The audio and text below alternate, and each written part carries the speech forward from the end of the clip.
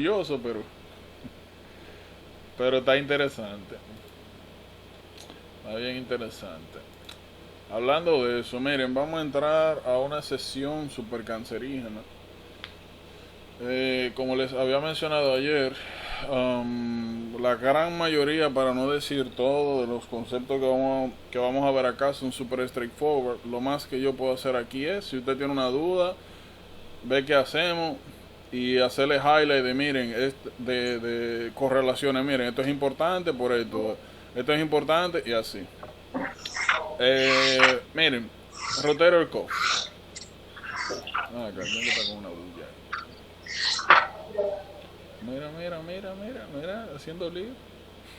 Así es la gente después que viaja. ¿Cómo es la cosa? ¿Cómo fue el asunto? No, está bien. De bromando. Como le dije, aquí Pero este aquí está nosotros. súper callado. ¿Cómo?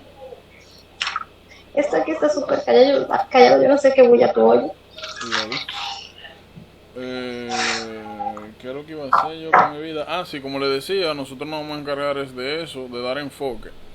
Miren, para motivos generales, todo es importante. Cada información, como le he dicho ya en varias ocasiones, ustedes pueden verla, clasificar y decir, miren, high yield, low yield, pero al final todo lo que está en el material es sugestivo a pregunta. Le di el ejemplo de Coxiella Burnetti, que me salió ese asunto. Creo que uno de los mejores ejemplos para esto. Miren, rotator cuff son sumamente comunes, sumamente comunes las lesiones de rotator cuff.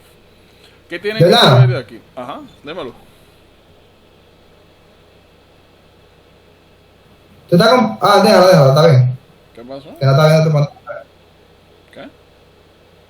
No, que no está viendo tu pantalla, que no tiene dos dispositivos conectados. Ya, ok. Oh, ¿en serio? A mí no me sale nada de eso.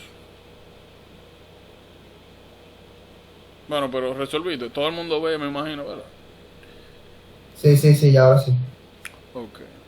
Bueno, como les mencioné anteriormente, tienen que aquí saberse la anatomía, cuál es la ubicación de cada uno. Yo les recomiendo que cuando estudien estos aspectos lo hagan de manera anatomofuncional. Me explico, no solamente se aprende que miren que el superpinato está arriba, miren que el hiperpinato está por debajo del superpinato, no, sino que lo hagan de manera funcional, que digan, miren, este músculo va desde aquí lateral hacia por debajo de la espina escapular en la parte posterior. Entonces, el enfoque es, si yo jalo este músculo teniendo como punto fijo la escápula, ¿qué efecto va a tener eso sobre el hombro? Ah, mira, va a causar rotación externa. O mira, puede ayudar la elevación. El supraespinato, mira, está de arriba. Si yo jalo el músculo desde acá, desde esta región, acá. Déjame ver aquí.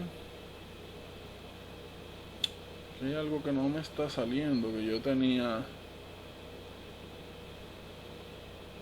No me está saliendo una opción que yo tenía aquí. Pero está bien. Miren. De hecho, no era ni esto, es esto. Miren, por ejemplo, acá, ¿a qué es que me refiero? El hint que sí le puedo dar es que cuando estudien estos aspectos anatómicos, no cometan el error de hacer, literal, de hacerlo más botella de lo que realmente es, sino que hay algunos conceptos que sí podemos eh, buscarle causa, funcionalidad. Nosotros tenemos, vamos a buscar una mejor imagen, supraspinatus muscle. Bueno, imagínense que lo escribí bien. Mírenlo acá. Desde la parte posterior se ve un poquito mejor el supraespinoso, mírenlo acá. Si nosotros buscamos aquí escápula, una escápula desnuda, miren lo que se ve. Aquí nosotros tenemos una apófisis espinosa de la escápula. Por arriba de esa apófisis se encuentra el supraespinatus, por eso se llama así, por arriba de la espina de la escápula, y por debajo el infraespinoso. Entonces, esos son los músculos que estamos viendo acá, supra, infra. ¿Qué sucede? Si ustedes hacen una relación, como mencioné anteriormente, anátomo-funcional, usted puede establecer lo siguiente, dice, mira, el supraespinato, ya yo sé que está por encima de la espina escapular y su punto fijo es en la porción escapular. ¿Qué significa eso? Que cuando este músculo se contrae, o sea, jala, así, de aquí para allá, ¿qué efecto tiene eso sobre el brazo? Ayuda a la elevación. Por ende, si yo tengo aquí otro músculo que se inserta por acá y yo tengo el punto fijo acá de ese músculo, si yo lo halo, ¿qué es lo que estoy causando? Rotación externa. Entonces eso es lo que yo les recomiendo que hagan con todos estos conceptos acá. Que sepan, mira, redondo. Míralo acá. ¿Qué es lo que hace si yo lo jalo desde aquí entonces? Mira, también parte de la rotación externa. Hay otros movimientos. Pero eso es importante. Miren, el subescapular está por adentro y se pega a la porción medial. Entonces, ¿qué hace el subescapular? Bueno, si yo tengo el punto fijo en esta parte y jalo el músculo, entonces rotación interna. Es importantísimo que cuando abordan músculos estén extremadamente claros en de dónde, que tengan una idea general de dónde a dónde va el músculo y qué pasa si el músculo se contrae. Esa es la mejor manera para mí de aprenderse esto. También porque como estamos viendo músculo, pues naturalmente los diferentes escenarios de lesiones, ya sea del músculo, de sección del músculo o de lesiones ligamentosas, ya ustedes pueden esperarse cómo van a ser los casos clínicos. Mira, el supraespinato ayuda a levantar el brazo. Entonces, si nosotros tenemos una sección del músculo, una tendinopatía, ¿qué va a presentar el paciente? Bueno, problema con la elevación del brazo, sobre todo cuando es mayor al plano horizontal del hombro. Mira, tenemos ya sea por trauma, arma blanca, lesión del subescapular. ¿Qué nosotros entonces vamos a presentar? Mira, pérdida de rotación interna. Son importantes esas correlaciones. Otra cosa, miren acá. Aquí hay una correlación anatómica importante. Pero antes de eso, fíjense algo. Como siempre, cada vez que usted vea que aquí le dicen que hay de todos estos músculos más común el supraespinoso, eso es importante. Las causas son importantes. Porque vamos a ver, por ejemplo, aquí, los pitchers. Ya ustedes saben que se le hablan de un paciente que le duele el hombro y lo que él hace picha, pues ya de por ahí ya usted tiene una idea de cuál es el músculo, antes incluso que le describan. Entonces, esas observaciones son importantes. Correlación. Como le dije, ya antes de usted llegar a la respuesta, ya usted tiene que, o mejor dicho, incluso al examen físico, nada más porque le digan qué es. Vamos a ver eso con los tenistas, con los golfistas, con los mecánicos, con las housemates, las mujeres que limpian. Vamos a ver eso, dónde se ubican las lesiones más comunes dependiendo de qué usted haga. O sea, de cuál sea su profesión o qué cosas recurrentemente haga. Entonces, esas asociaciones son importantes. Y como les dije, para mí lo ideal de aprenderse esto es hacer esas correlaciones. No cometer el error de tratarlo de que, mira, botella full. Sí, la anatomía tiene su botella porque al final tú lo que tienes que aprender es estructura, de dónde va, de dónde a dónde. Pero, nuevamente, nosotros podemos hacer las asociaciones funcionales y establecer funcionalidad. Les recomiendo grandemente que quizá no sea tan necesario que se sepan los grados específicamente, pero que sí tengan por lo menos una buena idea de músculos que tienen movimientos parecidos, cómo diferenciar uno de otro. Por ejemplo, así como el supraespinato ayuda a la elevación del brazo, así también lo hace el deltoide. Pero, como ustedes ven, cada uno se encarga de momentos del movimiento diferentes. Por ejemplo, si ustedes tienen una persona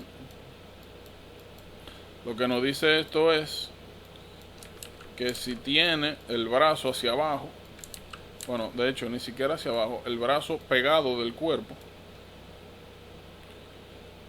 y te dice que le duele el hombro, y posteriormente a eso tú le dices, ok, mira lo que vamos a hacer. Comienza a mover el brazo hacia arriba hasta tocarte la cabeza. Ya ustedes saben que si él tiene problema o dolor cuando comienza a separar el brazo del cuerpo, mire, entonces tengo que buscar supraespinoso. Ya ustedes saben que si él no tiene problema con el inicio de elevar el brazo, sino que es de 15 grados acá al plano horizontal, bueno, y entonces ese es el deltoides. Esos son los detalles que nos van a decir a nosotros dónde está qué músculo puede ser el que esté afectado. Nuevamente, esto es especialmente importante cuando nosotros vemos que en un tipo de movimiento hay varios músculos implicados. Y nuevamente, regularmente son estos detallitos pequeños que nos permiten a nosotros establecer o el diagnóstico o por lo menos tener una idea de dónde buscar. Eso es importante. No hemos hablado todavía de nervios, vamos a ver plexo braquial y demás. Pero nuevamente recuerden que cuando hablamos de músculos, las lesiones pueden ser o musculares per se, o tendinosas, o nerviosas. Y en cualquiera de los casos, si bien es cierto pueden haber algunas variaciones en la presentación inicial, al final lo que usted va a ver en los hallazgos físicos es disminución del rango de movimiento relacionado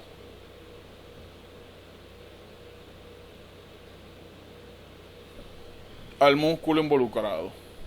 ¿Tienen alguna duda o pregunta de por acá? ¿Vieron algo que no entendieron que se le hizo raro?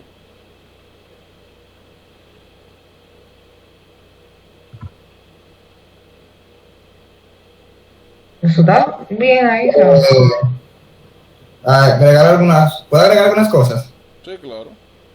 Bueno, que tenemos que tener en cuenta, por ejemplo, cómo se van a esos movimientos, que tenemos que diferenciar lo que es aducción y abducción.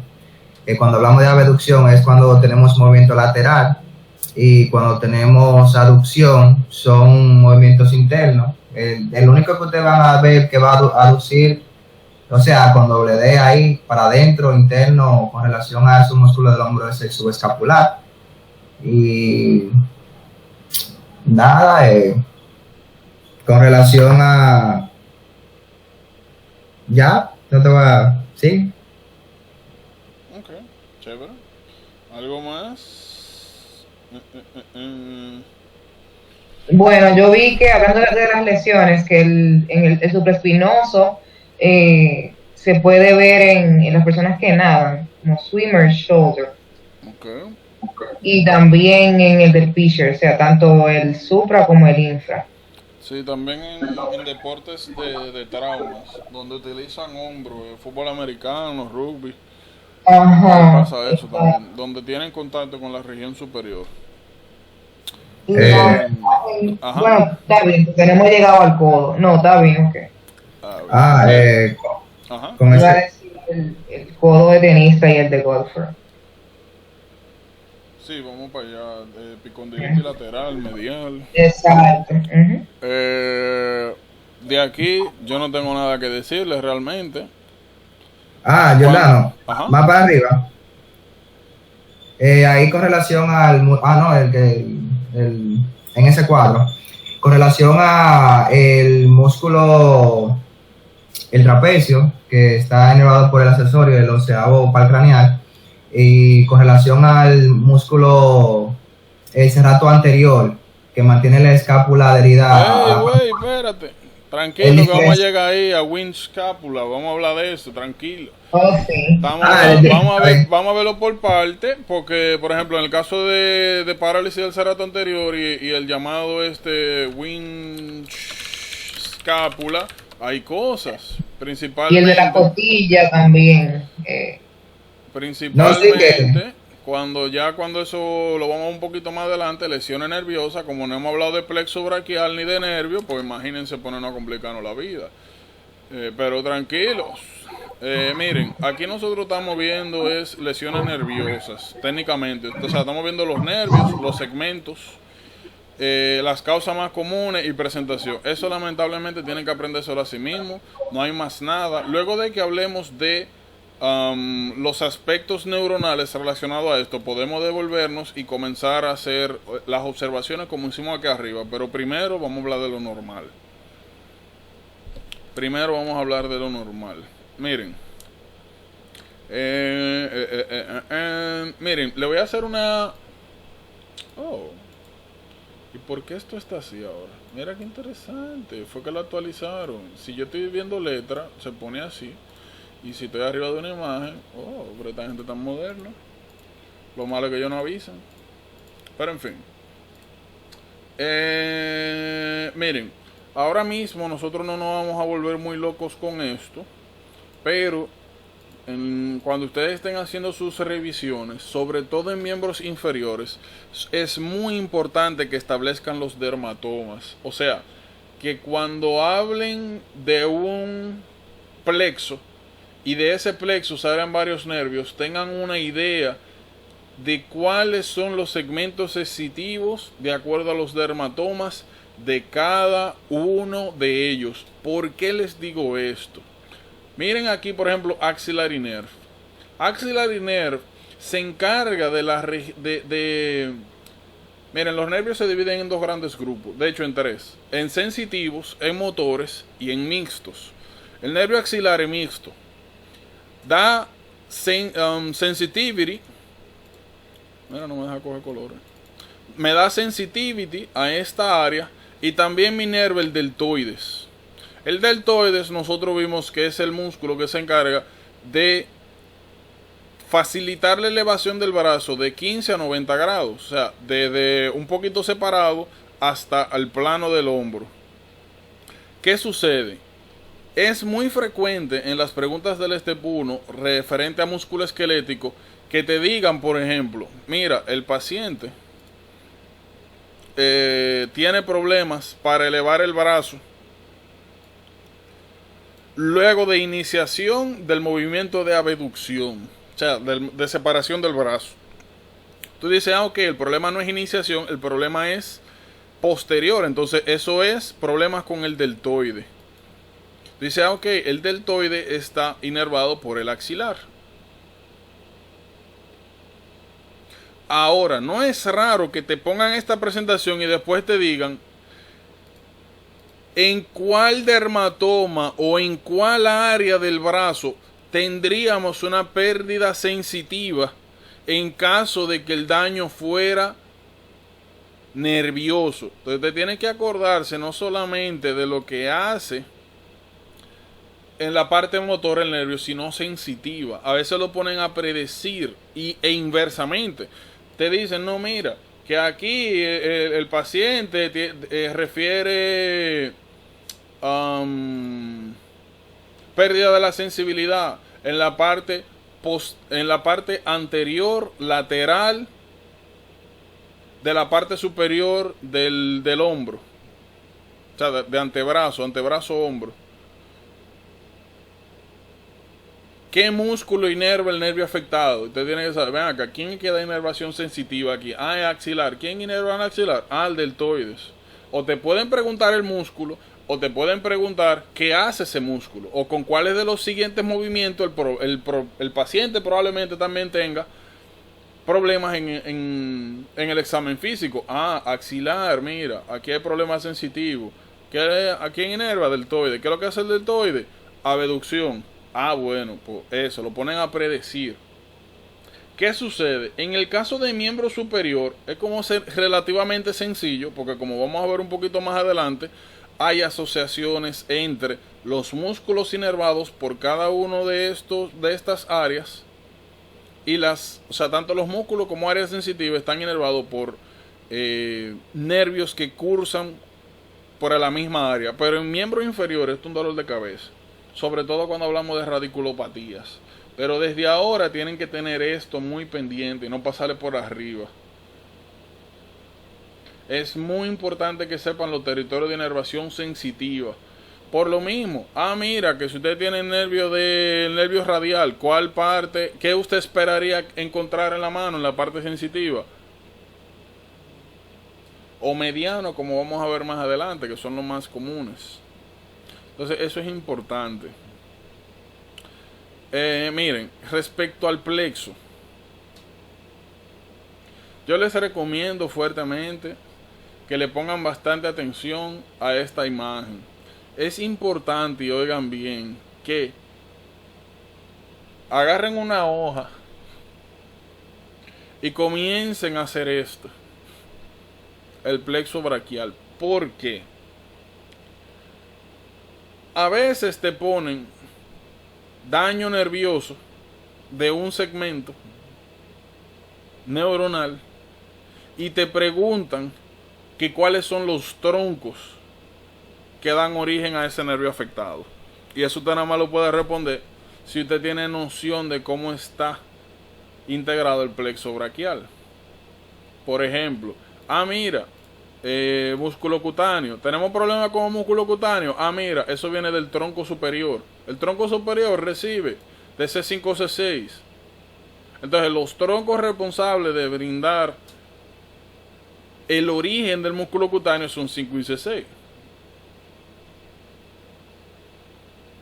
Es muy importante eso. No lo dejen para el final, ni le pasen por arriba.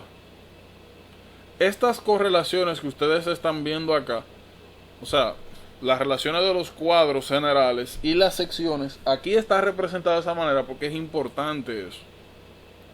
De todos los que están acá, probablemente las patologías más comunes es que van a encontrar Herb Duchenne. Herb Duchenne es especialmente importante en partos.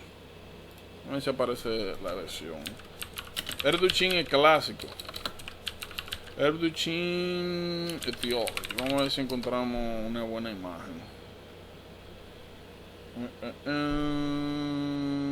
a ver. Obstetric. No. Míralo aquí. Herb Duchenne clásicamente se encuentra como una... en muchos sitios lo consideran hasta malpráctica. Sucede cuando se está dando a luz y se ejerce mucha, por ejemplo, miren aquí. Miren acá. Este muchachito lo están sacando, está el ginecobstetra manipulando la cabeza. Imagínense que el ginecobstetra mueva mucho la cabeza hacia arriba. Va a hiperextender todo este segmento. Y ahí, conjunto con esa hiperextensión, va a lastimar el plexo braquial. Cada vez que ustedes le digan que nació un niño y que uno de los dos brazos, ya sea derecho o izquierdo, lo tiene pegado al cuerpo, que se encuentra en rotación interna y la mano flexionada, o sea, imagínense que, bueno, no sirve para eso. O sea, para tanto detalle. Mírenlo aquí, que tenga la mano, que mantenga uno de los dos brazos pegados, que el brazo esté hacia adentro en rotación interna, como si usted se fuera a limpiar la nalga, y que la mano se mantenga en flexión. Eso es Herb Duchenne. Como le dije, complicación obstétrica y muchas veces considerado malpráctica. No, mírenlo ahí. Lo único que tienen que saber es que el brazo, aunque aquí no se ve muy bien, está en rotación interna. Para que tengan una idea, si ustedes ponen el brazo normal, lo dejan caer y usted abre la palma, lo normal es que la palma de la mano esté hacia atrás. Si usted, sin mover mucho el brazo, rota la palma hacia adelante y la pone pues anterior, eso es rotación externa. Si usted pone la palma nuevamente hacia atrás, eso es rotación interna.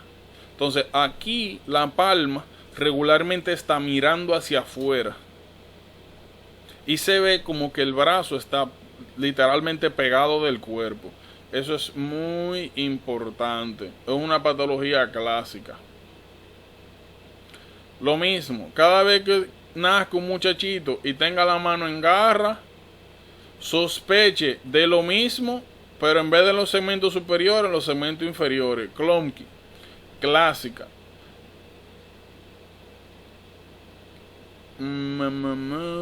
Thoracic Outlet Syndrome. Miren, Thoracic Outlet Syndrome. Thoracic Outlet es importante porque es diferencial de algunas otras patologías.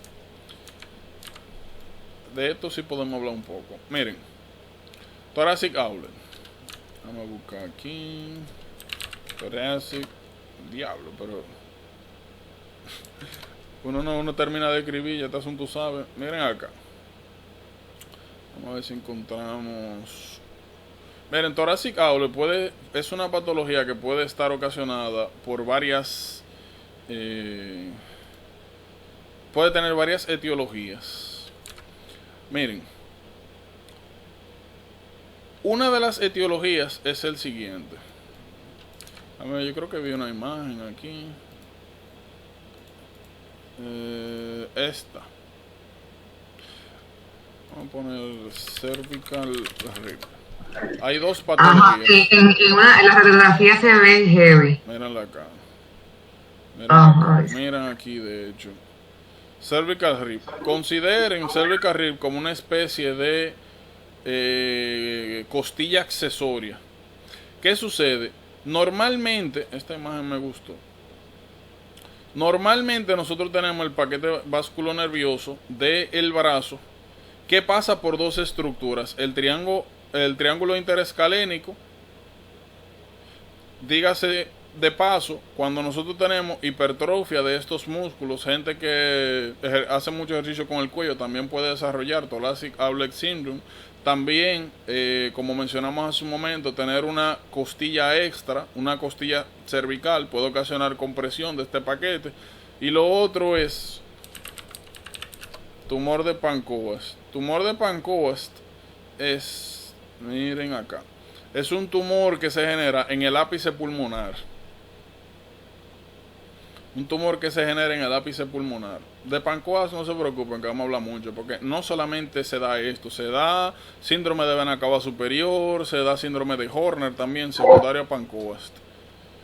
Ese tumor, Giordano, ¿es de una histología en específico o cualquier tumor que te el Pancoast tumor es más por ubicación que por un tipo de tumor. Okay. Ese es realmente cualquier tumor que provoca una compresión del ganglio estrellado superior que se encuentra en el vértice del pulmón, compromete esa cadena ganglional. O sea, cualquier compresión ahí va a presionar el ganglio estrellado que se encuentra ahí. Bueno, esa sería una complicación, y ahí es que tú obtienes, por compresión de la cadena simpatética superior, es que tú tienes entonces secundario Horner. Pero eso lo vamos a abordar en neuro. Creo que aquí vamos a ver unas cositas, pero más en neuro. O sea, es una complicación y una complicación clásica de Pancoast. Pero fuera de eso, Pancoast es cuando sea de cualquier etiología. Normalmente son patologías pulmonares, o sea, tumores pulmonares, naturalmente, porque quien se encuentra justamente en el vértice pulmonar, pues es el pulmón. Pero puede ser cualquier tipo de tumor, una metástasis. Una metástasis que tú tengas aquí, en esta área, considéralo tumor de Pancoast. Sobre todo si comienza a dar síntomas compresivos. ¿Qué tienen que saber de Thoracic Outlet Syndrome? Miren, Thoracic Outlet Syndrome es un diferencial importante. Ven acá, ¿dónde quedó todo? Es un diferencial importante de radiculopatía cervical.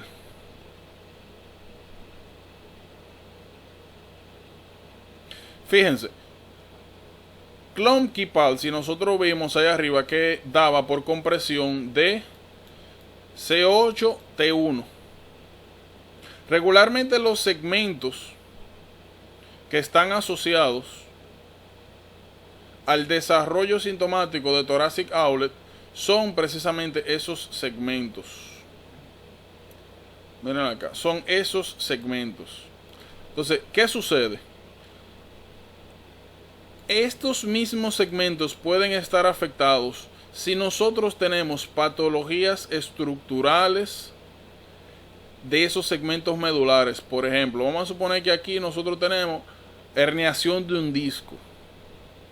Eso nos va a dar una sintomatología muy parecida a Thoracic Outlet Syndrome. La diferencia es la siguiente. En Thoracic Outlet Syndrome nosotros no solamente tenemos compromiso neuronal, sino que también tenemos compromiso vascular.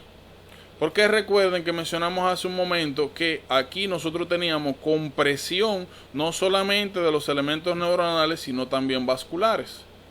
Y que la arteria y vena subclavia ya nosotros sabemos que dan irrigación al superior limb ipsilateral. Por ejemplo, si nosotros de aquí, en este lado, tenemos compresión del paquete vasculonervioso, nosotros vamos a tener manifestaciones vasculares y neuronales de acá.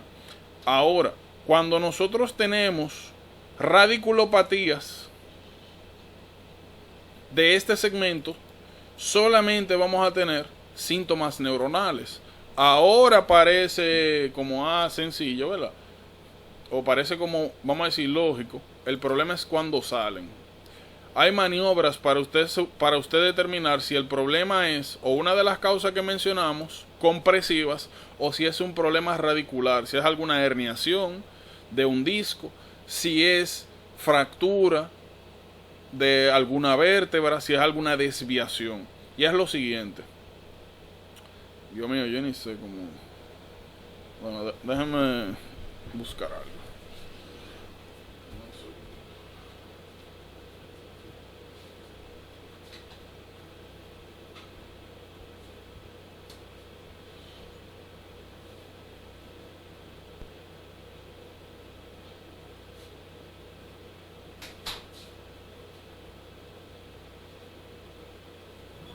Creo que da. Entonces, miren,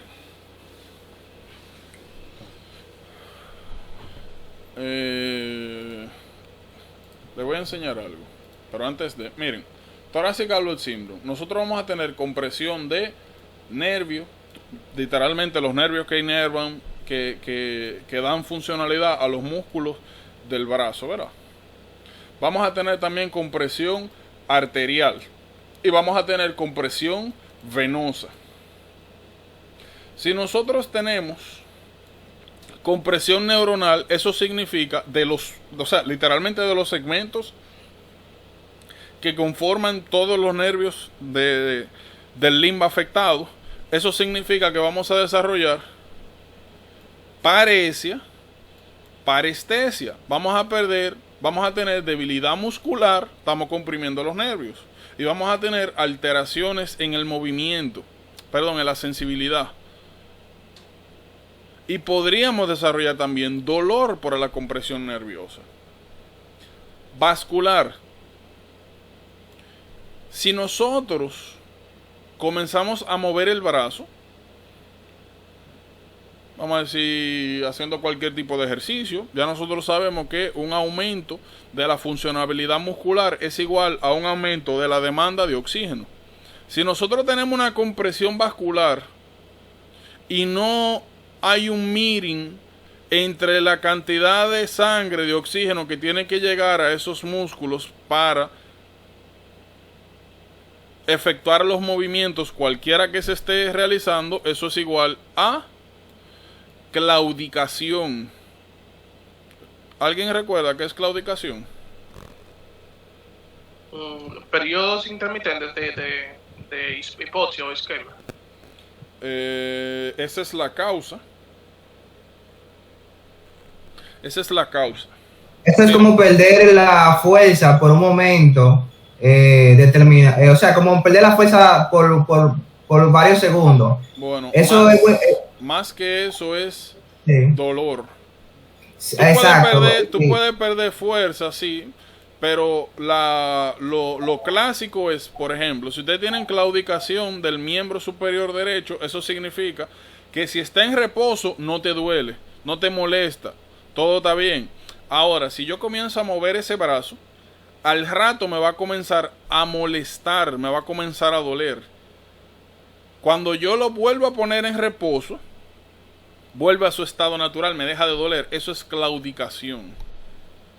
Y regularmente cuando tú tienes claudicación, lo que tú piensas es en compromiso vascular. Claudicación es clásico de aterosclerosis. Ya nosotros vimos que aterosclerosis es ocasionar el narrowing de un segmento arterial.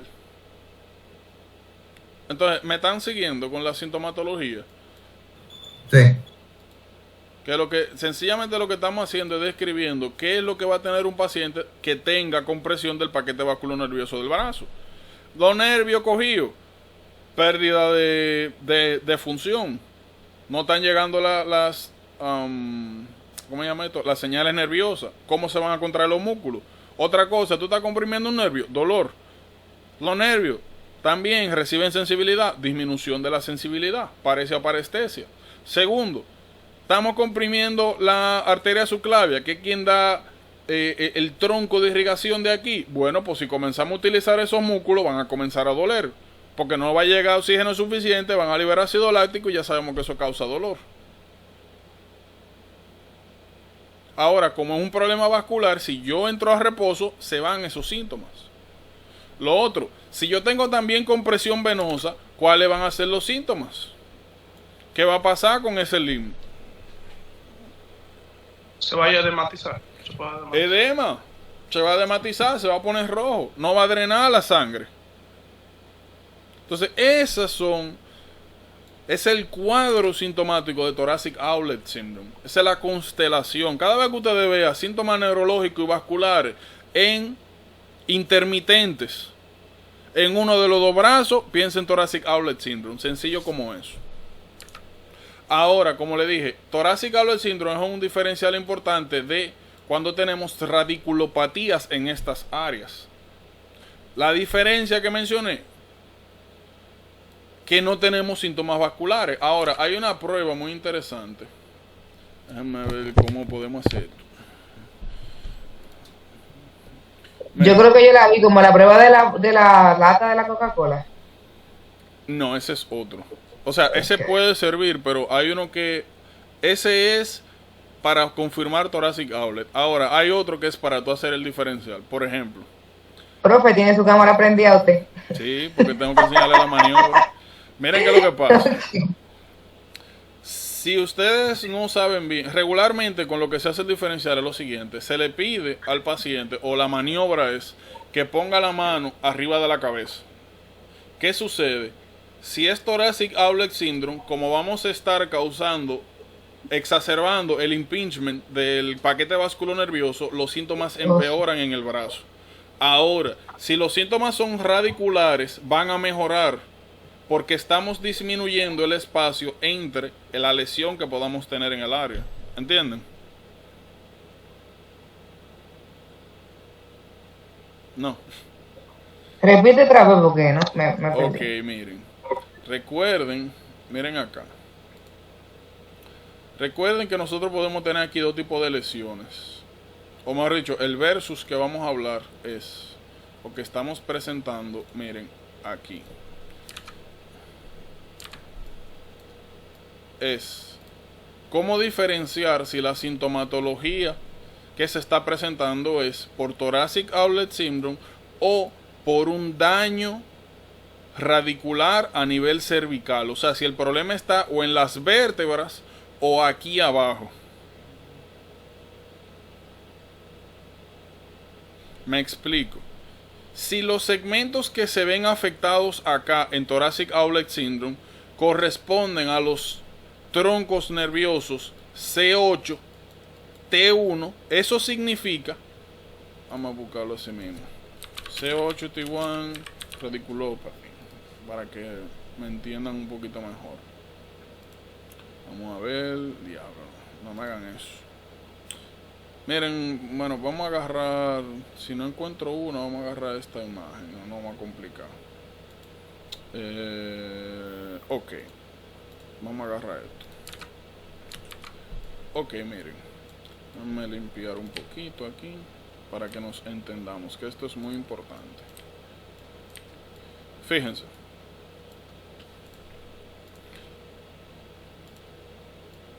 En Thoracic Outlet Syndrome, los nervios que están comprimidos, y los que causan sintomatología corresponden a los segmentos medulares C8T1. ¿Qué sucede?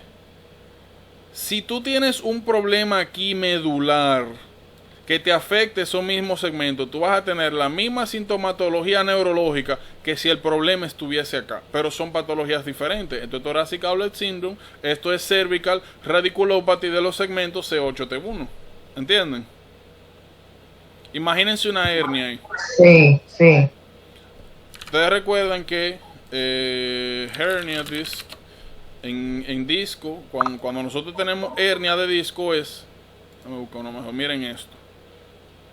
De hecho, podemos buscar una mejor. Miren aquí. Esto es, aquí nosotros... me encanta esta imagen porque tiene todas las radiculopatías. Miren. Recuerden que nosotros podemos tener patologías vertebrales. Nosotros podemos tener herniación. Nosotros podemos tener degeneración. Podemos tener muchas patologías que nos causen daño, compresión en esos mismos segmentos medulares. Por ende, estos nervios de aquí se van a ver también afectados. La diferencia es que la compresión en Thoracic Outlet ocurre acá,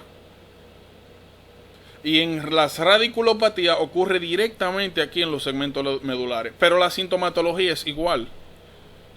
¿Entienden? Tú vas a tener paresia, parestesia, dolor en el brazo. Se presentan igualitas, pero causas diferentes. Ahora, fíjense. Vamos a ver si veo aquí lo siguiente.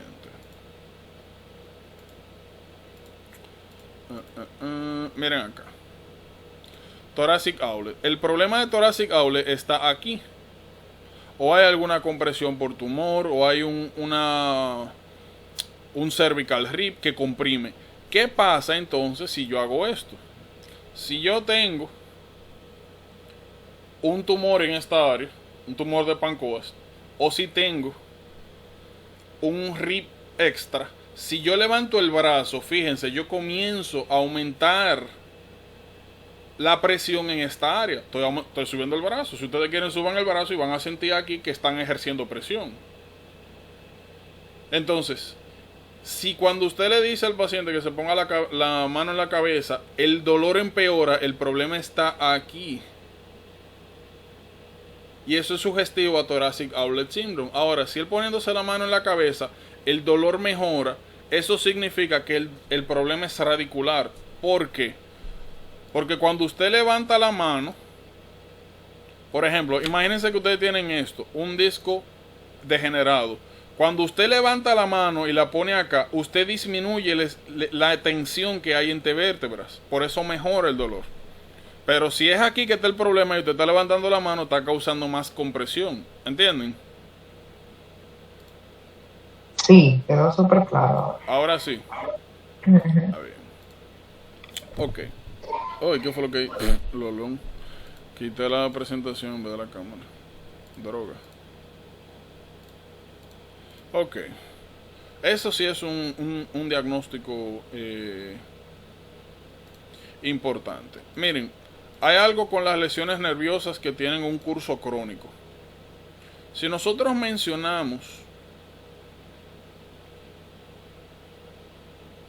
que técnicamente aquí van a haber afectaciones de segmentos medulares o de nervios que representan segmentos medulares, significa que si este proceso se cronifica, vamos a disminuir la inervación de músculos, de los músculos afectados. Si tú disminuyes la inervación de manera crónica, eso es atrofia. Cada vez que ustedes tengan sección o daño importante a un nervio, sobre todo si es crónico, se desarrolla secundariamente atrofia muscular. Eso es importante.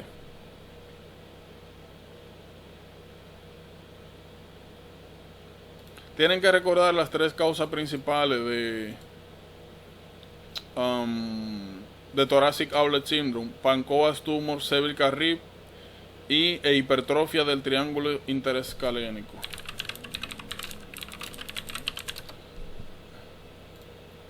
Miren acá. Mírenlo acá. Normalmente los segmentos, sobre todo vasculares y nerviosos, pasan entre los escalenos anterior y posterior. Si usted, por ejemplo, ejercita mucho el cuello y estos músculos se hipertrofian, usted puede comprimir el paquete vasculonervioso y puede causarle la misma sintomatología. Eso sí es importante para discutir. Winch scapula. Miren, winch scapula es esto. Si a ustedes en algún momento le hablan de un paciente que está diciendo que tiene como inestabilidad de la escápula y le piden que se ponga enfrente a la pared como si fuera un recluso y que presione la pared y que cuando haga eso se levante una de las dos escápulas, eso es lo que le llaman winch scapula. ¿Qué tiene que saber de eso? Esto es por lesión del nervio torácico largo. Eso pasa principalmente en dos circunstancias. Miren acá, subscapularis muscle. Miren acá, el músculo subescapular está, miren acá, se ve mejor, está por delante de la escápula. El supraespinoso y infraespinoso están por detrás. Este está por delante. Este músculo está inervado por el torácico largo. Y una de las funciones que tiene es que mantiene la escápula aquí anclada hacia adelante. ¿Qué sucede? Cuando hay lesión nerviosa del torácico largo, se pierde la tonicidad de este músculo y cuando se hace la maniobra que mencionamos anteriormente, ya el músculo no puede retener la escápula hacia adelante, no la puede alar hacia adelante y hacia abajo, sino que se levanta. Yolanda, en ese caso el más que el cerrato anterior. No, eso, mira qué es lo que pasa, te voy a explicar algo, qué es lo que pasa con eso. Lo podemos hacer con el serrato, pero a mí me gusta utilizar ese ejemplo por lo siguiente. Serratus anterior, fíjate. Mira qué es lo que pasa. Se me hace, por lo menos a mí, se me hacía más salvaje o más, ¿cómo se dice esto? Es más complicado, sí. Exacto, un poquito más difícil como hacer la correlación, pero sí, principalmente torácico largo acá. Pero como visualizarlo se me hace un poquito más difícil, por eso yo me voy por ahí y corrijo. Pero sí, realmente sí, tienes razón, es así. ¿Qué es importante que sepan de esto? Clásicamente ustedes van a ver esto en dos momentos. Es clásico, oigan bien, cuando hacen mastectomía en la cual se eliminan músculos, pero músculos no, se eliminan, se hace linfadenectomías axilar. Vamos a hablar un poquito más adelante cuando hablemos de cáncer de mama, que una de las pruebas que se hace antes de hacer mastectomía o cualquier procedimiento en la mama de excisión es verificar si hay metástasis axilares. Si tú tienes cáncer solamente en la mama, voy a poner breast cancer sentinel, vamos a ver si aparece una buena imagen. Miren acá. Mira la prueba, esta prueba es muy interesante. Pero eso lo vamos un poquito más adelante. Miren, imagínense que ustedes tienen una... mira qué bien está aquí, me gusta. Bueno, vamos a hablar ya de esto así no tenemos que hablar de esto más adelante. Miren, cada vez que se detecta y se confirma un tumor en la mama, lo que sigue es darle un radioisótopo. Ese radioisótopo tiene la característica de que solamente tiñe células tumorales. Ustedes saben que todos los tejidos son drenados por el sistema linfático. ¿Qué sucede? En el caso del cáncer de mama, una de las principales vías de realizar metástasis son vías linfáticas. Entonces, ¿qué sucede? Si usted agarra la mama y le inyecta un indicador de células tumorales y posteriormente usted espera 15, 20 minutos y usted ve que hay concentración de ese dye, de ese marcador en la cadena ganglionar axilar, eso es indicativo de metástasis. ¿Qué sucede? Si hay metástasis en el cáncer de mama, usted quita el tumor y quita también los ganglios. ¿Qué sucede? Cuando usted está quitando los ganglios, en este proceso, usted puede seccionar el nervio torácico largo. Y ahí usted tiene su winch scapula. Lo otro común, stabbing. Si ustedes ven que le dicen que a alguien le dieron una puñalada del costado, espere su winch scapula por ahí. Eso es importante. ¿Qué le había mencionado yo de acá? Miren, oigan bien. Tienen que tener mucho cuidado con los huesos del carpo. Yo personalmente les recomiendo que hagan esto. O que usen su image occlusion, o que usted busque imágenes por ahí y se lo aprenda. Se tiene que aprender cada uno de los huesos del carpo. No se encuentre raro si más adelante, por cosa de la vida, a usted le ponen vamos a poner un carpal x-ray. Carpal bones x-ray. No se encuentre raro que usted en algún momento de la vida y de una pregunta salvaje le pongan una radiografía con una cosa que no tiene nada que ver o algo general y le pregunten, miren quién es, o miren quién es, o miren quién es. Tienen que saberse los huesos del carpo. Tienen que saberse los huesos del carpo. Que yo les aconsejo que cuando comiencen a hacer su proceso de memorización vean estas relaciones. Busquen a su radio, que siempre va a ser más grande, y ulna. El otro landmark que tienen que utilizar es el primer metacarpiano, el de pulgar. Lo más importante de aquí es lo siguiente. Miren, los huesos más importantes son el escafoide y el lunar. ¿Por qué? Porque estos son los únicos huesos que se articulan con un hueso acá. Me explico. Todo el peso de la conexión que existe entre los huesos largos y los metacarpos sobrecae sobre todo huesos. Son los únicos dos huesos que se articulan de wrist antebrazo. Entonces estos huesos son importantísimos. ¿Cómo usted lo identifica eso? Ubica su radio. Ah, mira, los dos que están pegados a ese, escafoide y lunar. Lo otro resuelve a su vida. Los que regularmente yo ubico son esos, escafoide, lunar, y aquí, trapecio, trapezoide, que van uno al lado de otro y son los que se articulan con la base del metacarpo del pulgar. Sencillo como eso. Pero tienen que aprendérselo todo. De aquí especialmente importante es el escafoide. ¿Por qué? ¿Alguien sabe por qué? Sí.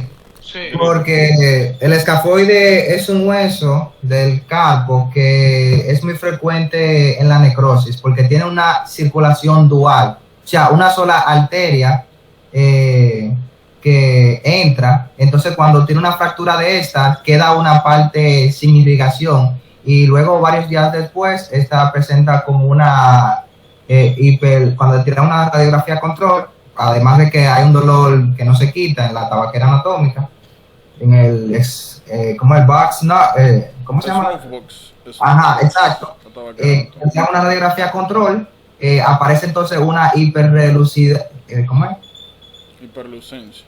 Ajá, y eso es por la pequeña sangre que se encuentra ahí, que se ve así, y bueno, eso es la importancia. Ok, miren, cada vez que una gente, que ustedes que le digan de que llegó a la emergencia o a consulta, porque recientemente se cayó con la mano así, outstretched hand.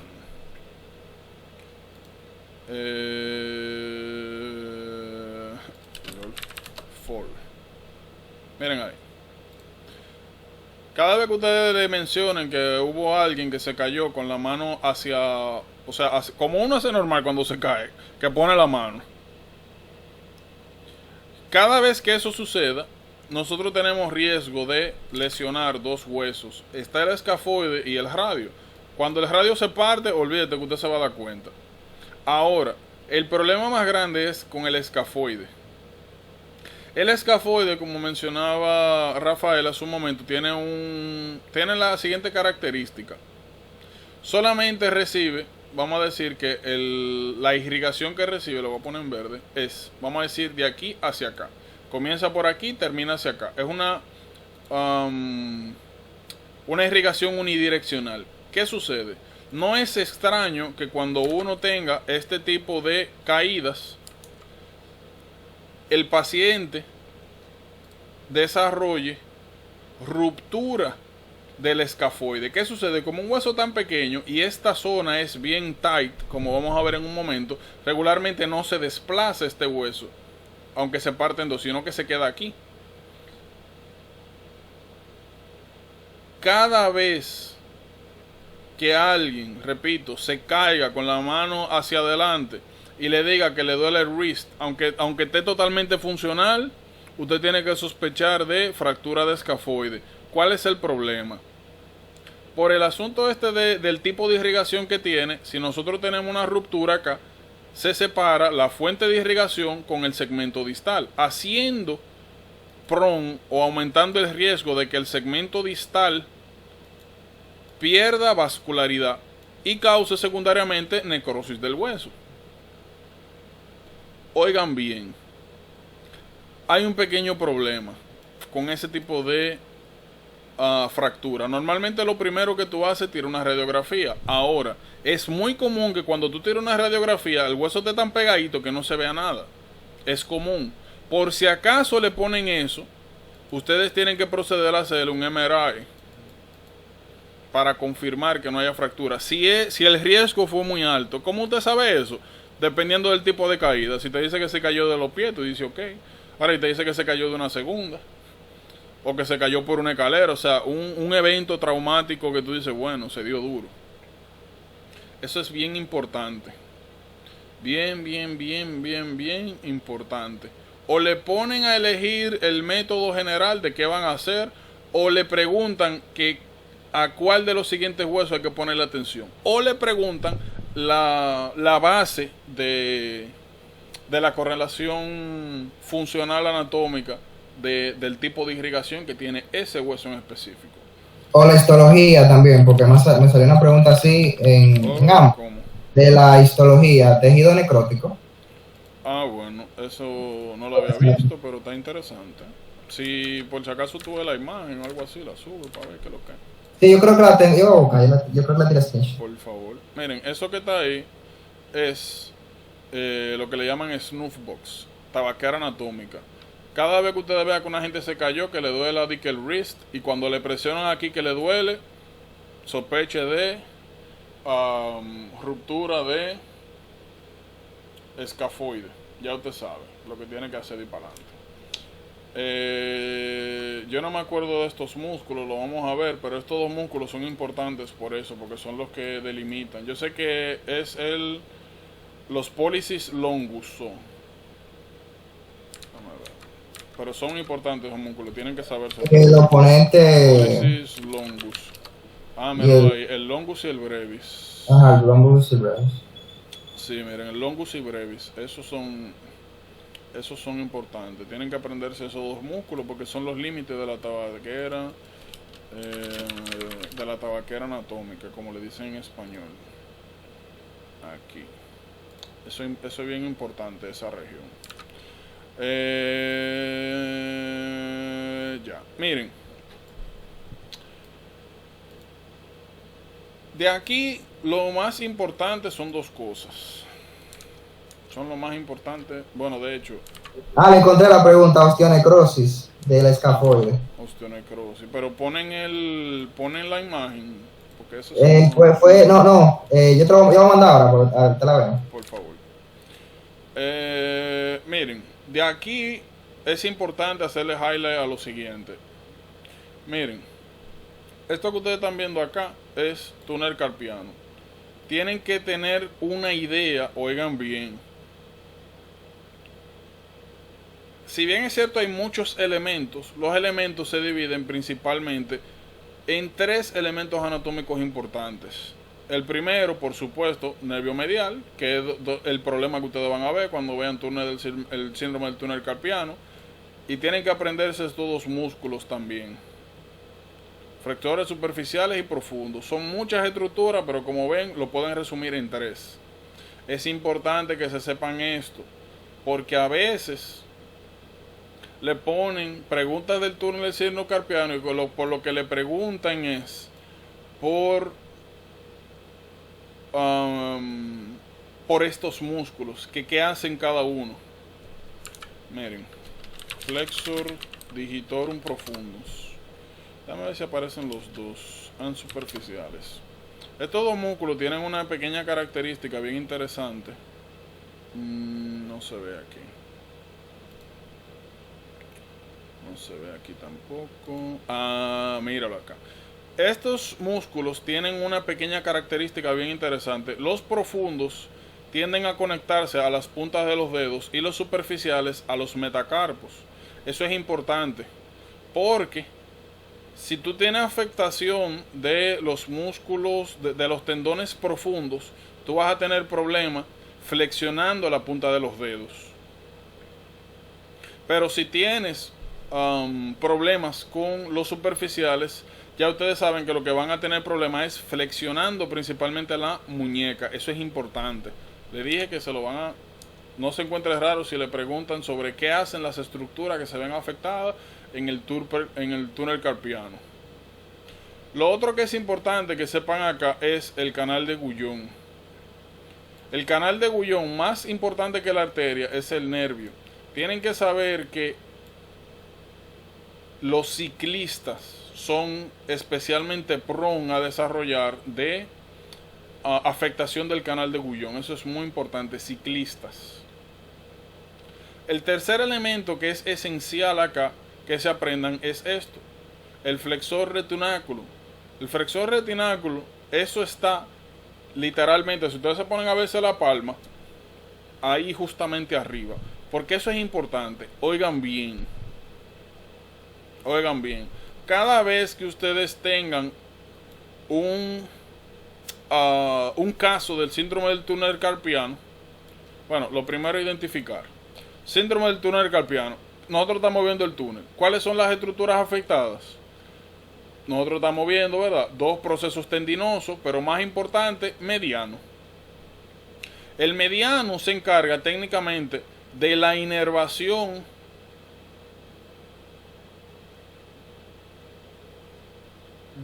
bueno, como hablamos anteriormente, hay inervación sensitiva y hay inervación motora. Si ustedes agarran la mano, Dios mío, qué mano más fea. Yo la dibujé en el cosa, ¿verdad? ¿En dónde? ¿Dónde? En la pizarra. Y ustedes tienen acceso a la pizarra. Mira qué cosa más sexy. Y cómo yo veo la pizarra. No me diga que es esta. No la veo, o es esta. No la veo. El diablo. Bien. Mira qué interesante. Una pregunta. Este es el documento. O sea, este es el documento que yo creé. Mira qué interesante. Esto está muy chulo, la verdad. Déjame decirte. Mira eso, di con lemur. ¿Tú hiciste esos dibujos, Rafael? Sí, está interesante, sí. Me imagino que lo hizo ahora. Ese hombre es un artista. Pero lo Hay que hizo ver su ahora. banda. Deje esta vaina, muchacho. Mete mano, sí. Ahí está la elevación en la parte palmar del ulnar nerve y del mediana nerve. El radial ya es la parte extensora posterior de la mano. Y ahí, nosotros, bueno, como hablamos anteriormente, se divide en motora y sensitiva. Los primeros dedos, incluyendo pulgar, la parte sensitiva es manejada por el mediano. Por supuesto, también la porción tenar, sobre todo, es inervada por la parte motora del nervio mediano. Naturalmente, entonces, nosotros teniendo en cuenta la función básica del nervio, podemos más o menos tener una idea de cuáles son los hallazgos que podemos encontrar en síndrome del túnel carpiano. Si tenemos compresión de este nervio, vamos a tener debilidad muscular de toda esta región y también afectaciones sensitivas.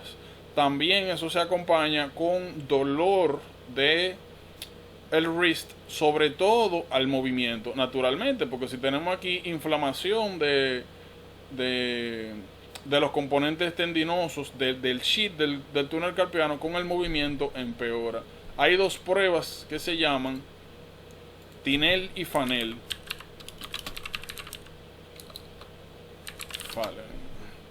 Tinel y Fanel. Miren, son dos pruebas. Tinel, yo me acuerdo de Tinel porque es como, no sé, me suena como timbre. Si ustedes agarran la mano y le dan un tap como si fuera un timbrazo, de hecho, ustedes incluso si le dan ahora pueden sentir como un corrientazo. Eso ahí usted le está dando al nervio mediano. Bueno, yo lo estoy sintiendo. Entonces, Tinel, si usted percute y duele, eso es sugestivo a túnel carpiano. Fallen es esta. Si usted agarra las dos manos, la pone forma un ángulo de 90 grados entre ambas y duele, eso también es sugestivo de síndrome del túnel carpiano. Por si acaso, hay algo importante. Mira, Google está bien bacano.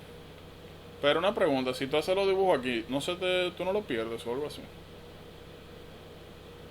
No, que se pierda. ¿Cómo? O tú puedes copiarlo, porque sería una... Borra eso, si tú vas a borrar. No, está bonito. O sea, no es por eso, sino curiosidad realmente. No, es ahora en la aplicación ahí que aparece. Yo no sabía que se tenía esa. Qué interesante. Sí, raya durísimo. Miren, región tenar. Región tenar, como mencioné anteriormente, es importantemente inervada por el nervio mediano. Ese músculo que nosotros tenemos acá es bien importante porque es el que nos permite a nosotros la aproximación del dedo pulgar. Por si acaso, cuando nosotros tenemos un indicador de severidad del síndrome del túnel carpiano, es qué tan atrófico esté la región tenar. Vamos a ver si aquí encontramos uno. Carpal tunnel syndrome, atrophy, tenar atrophy. Mira acá. Ustedes están viendo, normalmente ahí uno debería tener como un mulito de pollo, algo así. En el caso de esta persona, tiene ese músculo totalmente atrófico. Eso es sugestivo de severidad. Y naturalmente, como este músculo ahora está atrofiado, vamos a tener problemas con la oposición del dedo pulgar. O sea, es como que si usted trata de llevar el pulgar al meñique, este tipo de personas que tienen esto no pueden hacerlo de manera adecuada por atrofia de ese músculo. Nuevamente es un indicador de severidad. Está bien chulo esto. Está bien chulo.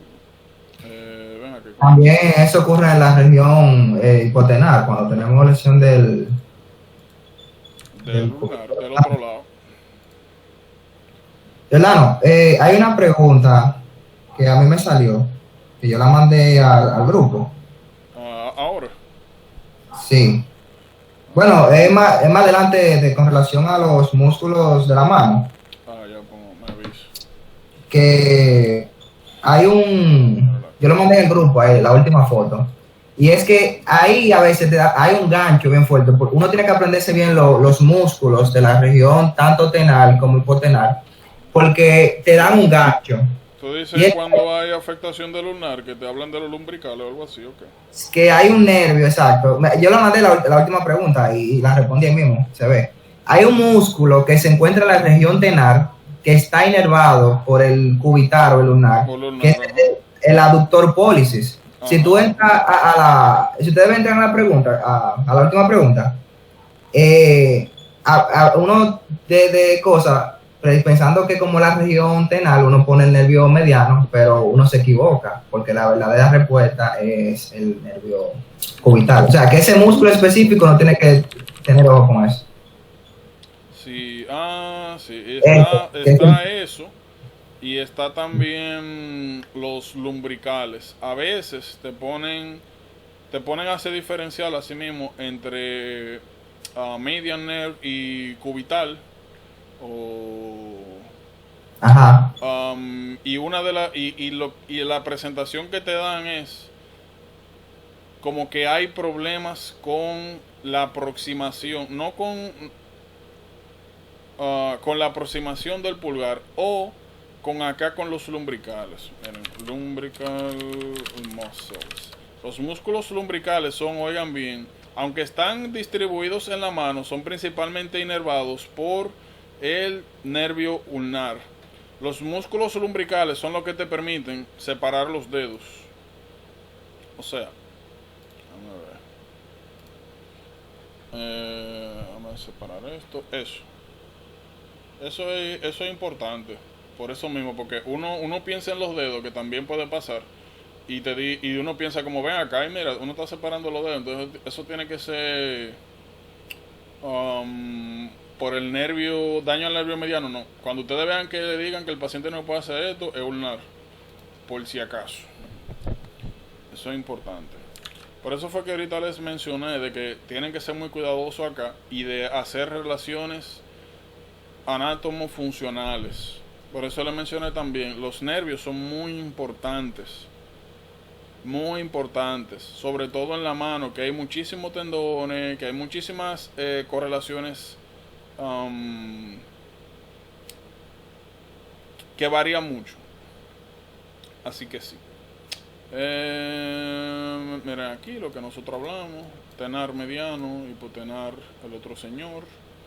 Miren, aquí tienen que tener un pequeño cuidado. Hay una pequeña confusión en este tema regularmente, y es lo siguiente. Miren, fíjense acá,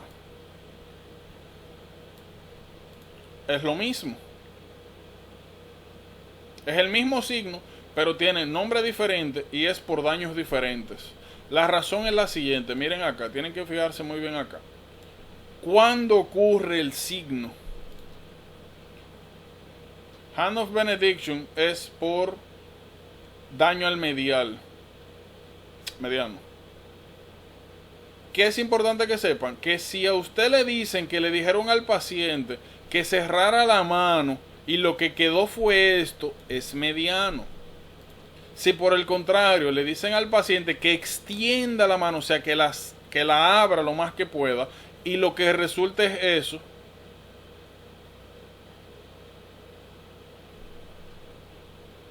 ¿De cubital? en pocas palabras. Ulnar. Entonces eso es importante. En los escenarios no se lleven de que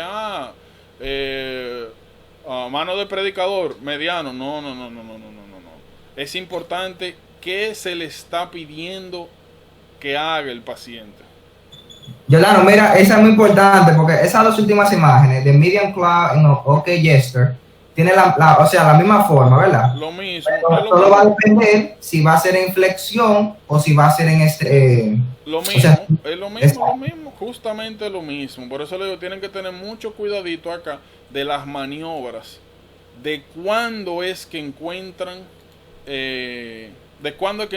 cada una de de los hallazgos, porque de lejos se ven igualitos y uno puede confundirse, sobre todo porque, por lo menos a mí, yo siempre lo que había visto era, mira, mano de predicador, mediano, toda la pregunta mala de esa vaina.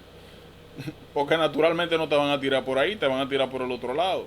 Pero cuando uno se fija en la maniobra que se le está pidiendo al paciente, es sencillo. Otra cosa, miren algo aquí. Es importante que sepan dónde está ocurriendo el daño. A veces lo que lo ponen a ustedes es a diferenciar esto. Si el daño está ocurriendo o en el wrist o en el elbow. Cuando se refieren a distal, se refieren generalmente a wrist. Y cuando se refieren a proximal, es que el daño ocurrió en el elbow, en el codo. Eso es importante. Sumamente importante, porque como les mencioné hace un momento, son los detalles que le van a permitir hacer el diferencial. Estas preguntas son regaladas.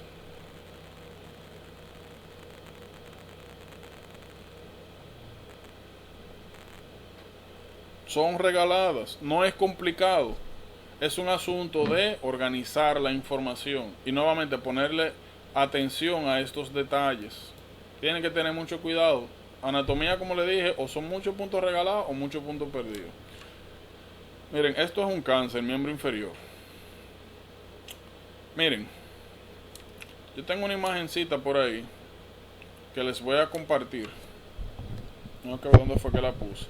Donde están, yo creo que la mandé al grupo una vez, que está miembro inferior y menciona todas las regiones que son inervadas por los diferentes nervios. Oigan bien, es importante cuando hablan de nervios, como le mencioné anteriormente, que sepan cuáles son las áreas de inervación y cuáles son los segmentos medulares. Tienen que tener mucho cuidado con esto. Miren,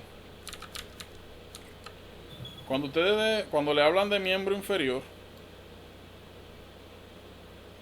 ay Dios mío, bueno, imagínense que eso es, que esto es un pie y que esta es la rodilla.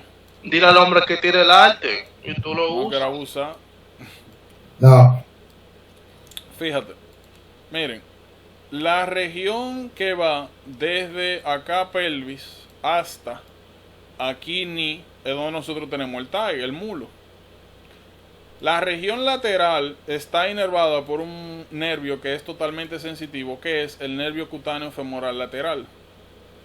Toda la parte anterior considera inervada por el nervio femoral, que es dual. Este es sensitivo solamente, lo único que le da es inervación sensitiva esa parte. El femoral le da naturalmente al cuádriceps y toda la porción sensitiva anterior. Ahora, aquí en la parte medial, nosotros tenemos al nervio obturador, que también es dual. Da inervación a los obturadores y también a la parte sensitiva medial. Es importante que hagan esto. Es bien importante que hagan esto. Que cada vez que a ustedes le enseñen este tipo de información, usted agarre su dibujito. Aquí sí yo le voy a decir eso. Hagan dibujo, hagan cosas, hagan chuchería, escriban lo que usted quiera, pero tienen que saberse esto. Usted tiene que tener la capacidad de eso, de hacer un dibujito y decir, mira, aquí, porque son las cosas que le van a requerir.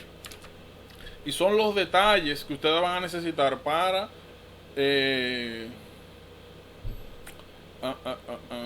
saber dónde es que está el problema. Hay algo muy especial aquí con el peroneo. Miren, el nervio peroneo. El nervio peroneo tiene tres segmentos importantes. Déjame ver si encuentro una imagen acá. Como un peroneo al nervio. El nervio peroneo común se encuentra justamente en la parte externa de la cabeza del peroneo. Míralo acá. ¿Qué sucede? En esta región de aquí, si ustedes se ven su pie, se topan, se van a dar cuenta que no hay mucho tejido circundante. Por ende, y es un nervio que está relativamente expuesto.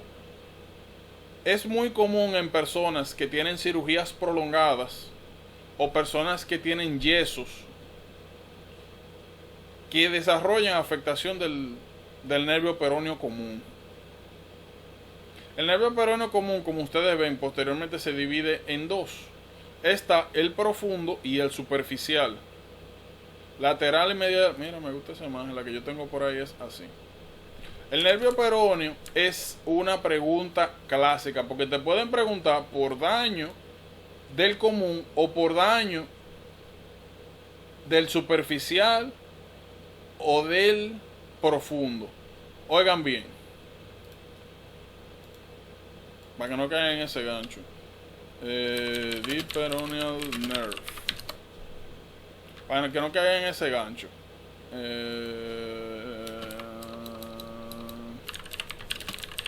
Innervation area.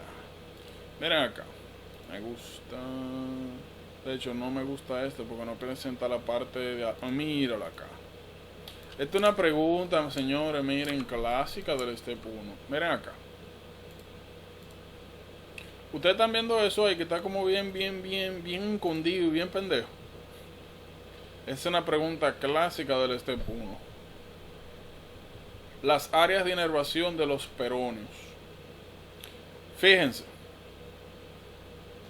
El peroneo superficial da la inervación sensitiva. Literal, consideren de todo el pie, en la parte, en toda la porción anterior del pie y dorsal. De la parte anterior, como le mencioné, y dorsal del pie. A excepción al espacio que está en el primer y segundo dedo, que es por el peroneo profundo. Eso es clásico. ¿Qué es lo importante de acá? Si nosotros tenemos aquí sección o tenemos daño del peroneo común, vamos a tener toda esta parte afectada y toda esta parte de aquí. Ahora, si nosotros tenemos solamente daño del superficial, vamos a perder sensibilidad en toda esta parte, pero vamos a mantener la sensibilidad aquí entre los dedos. Por otra parte, si tenemos solamente daño del peroneo profundo, donde va a haber pérdida de sensibilidad, es en esta área. ¿Qué hay otra cosa que tienen que saber de aquí? La parte motor es importante. Miren, el peroneo superficial inerva también a todos los músculos que se encuentran en esta porción lateral. Y eso es lo que permite la llamada eversión del pie. Como... parece un zapato eso. Bueno, pero imagínense poner el pie como doblarlo para afuera. Que es medio incómodo, pero doblarlo para afuera. Eso es ocasionado, se permite por inervación del peroneo superficial. Por ende, cuando hay daño, eso se pierde. Eso es bien importante para hacer la diferencia entre ambos. Espérense su pregunta de peróneos. Tienen que aprenderse la inervación tanto sensitiva. ¿Dónde está esta cosa? Aquí. Tienen que aprenderse tanto la inervación sensitiva por separado y juntas. Aquí no es tan importante que se aprendan los músculos, pero sí los movimientos. Eso es bien importante. Como le mencioné, los escenarios son importantes. Es un nervio relativamente expuesto.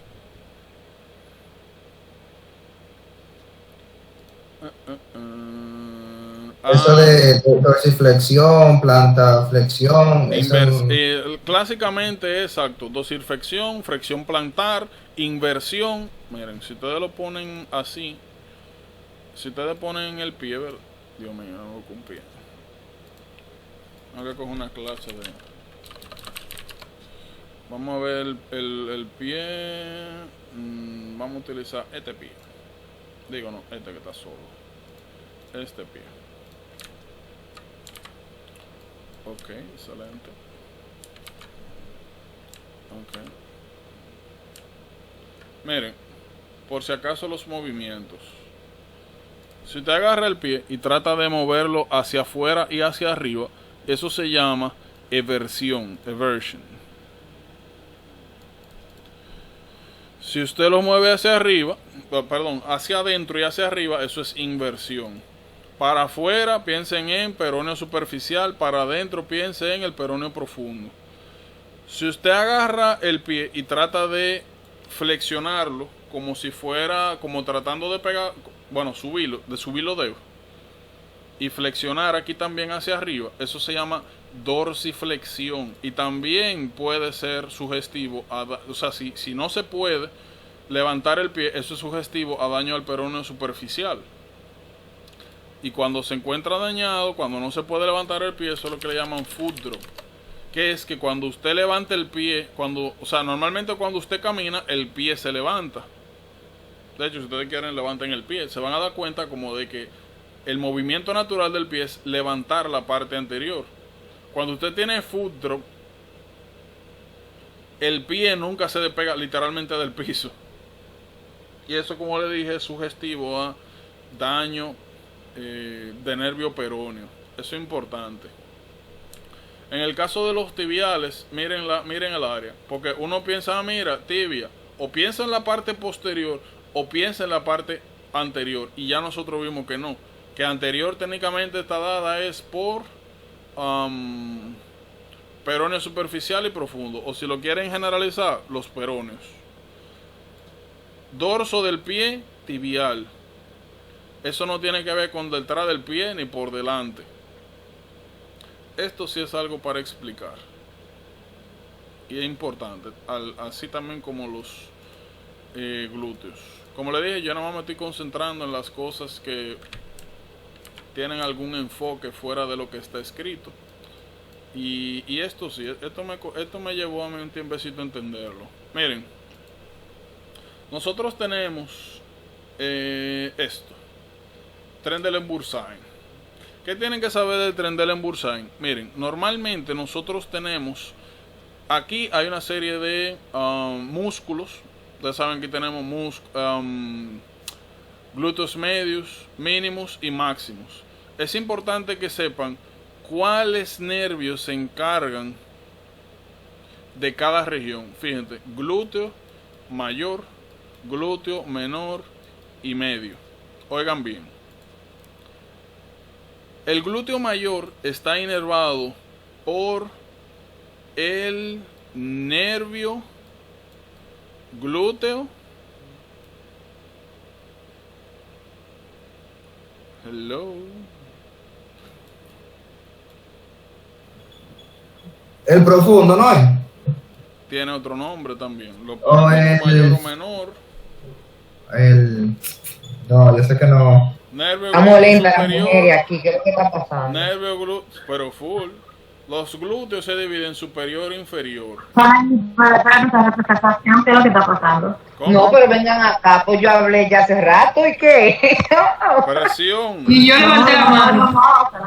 Que yo no estoy atento a esa vaina, así que déjense de eso. Y ustedes tienen la mano levantada desde que comenzó esto, así que rueden durísimo. Miren, el nervio glúteo se divide en inferior y superior. Oigan bien, superior se oye como grande, como alto. Por ende, uno generalmente relaciona el superior con el glúteo mayor. No, es al revés. El glúteo medio y el menor son inervados por el glúteo superior, y el glúteo menor es que inerva al glúteo mayor. Porque eso es importante. Miren, estos dos músculos de acá, tanto el medio como aquí no está el tensor de la fascia lata. El tensor de la fascia lata va así lateral hasta aquí. Déjame buscárselo. Fascia lata, no sé. Mírenlo aquí, es el tensor de la fascia lata. Miren, este grupo de músculos, como mencioné, tanto el tensor de la fascia lata como los músculos glúteo medio e inferior, mínimo, perdón, de lo que se encargan es de estabilizar la pelvis. Oigan bien para que no se me confundan.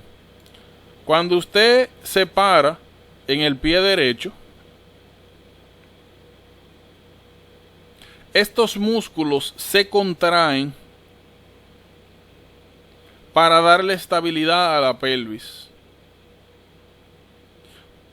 ¿Por qué eso es importante? Cuando usted levanta el pie izquierdo, usted está aumentando, como aquí ya usted no tiene soporte, usted está aumentando la presión que recibe la pelvis de este lado. Y lo más natural sería que la pelvis se doblara hacia el área donde no hay soporte. Aquí es donde entran en juego estos tres músculos. Nuevamente, tensor de la fascia lata, glúteo medio y glúteo menor. Ellos estabilizan la pelvis. Ellos alan la pelvis para abajo, la alan para abajo y la mantienen normal, la mantienen estabilizada, dan estabilización a la pelvis. Porque eso es importante, porque si nosotros tenemos daño entonces del nervio glúteo superior, eso significa que perdemos la inervación de estos músculos.